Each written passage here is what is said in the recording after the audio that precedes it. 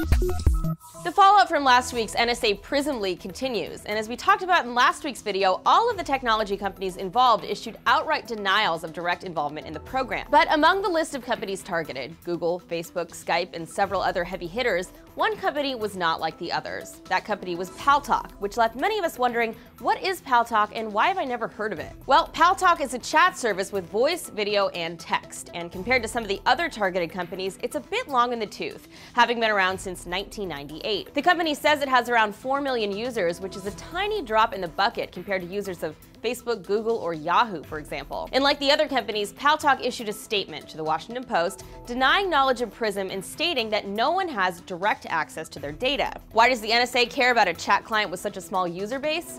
Well, it was mentioned along with Yahoo in a 2009 counterterrorism report as hosting debate groups advocating al-Qaeda. And as was often cited after the leak last week, it experienced a spike in traffic during the Arab Spring of 2011 and during the current Syrian conflict.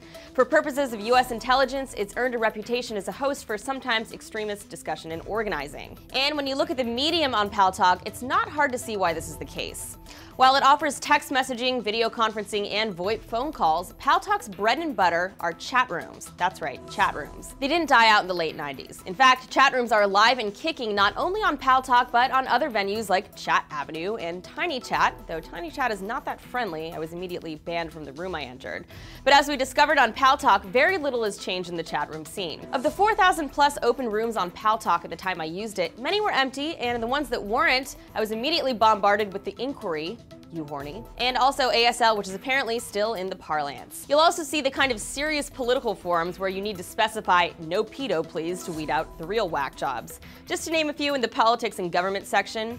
Yahoo Politics Regs. You know the folks that post on Yahoo News articles in all caps? Well, there's a whole room full of them on Paltalk, and in case you were wondering, they do not feel positively about the NSA's collecting data from Paltalk. Not particularly surprising or unreasonable necessarily, but some of the slightly less populated rooms demonstrate themes that most would consider fringe at best, unsavory, or downright extreme. Other than the no pedo stipulation, of course, it would seem that there are few taboos on Paltalk, to say nothing of the subpar grammar and confusing broken syntax that only serves to amplify the fringe feeling for the casual observer. So despite its relatively advanced age as a chat client, Paltalk is still a wild, wild west content-wise. You could say it makes Yahoo Chat seem downright vanilla. Since the leak, however, Paltalk has been subject to a certain mainstream scrutiny it hasn't yet experienced in its 15-year span of existence, which is sure to impact the content somehow. Do you still use chat rooms ever? If so, let me know your experience in the comments. For TFN, this is Annie. And be sure to check out today's Soldiers Tech Battlefield. Mark Watson pits the Samsung Galaxy Note 2 against the LG Optimus G Pro. Just click the link to the left.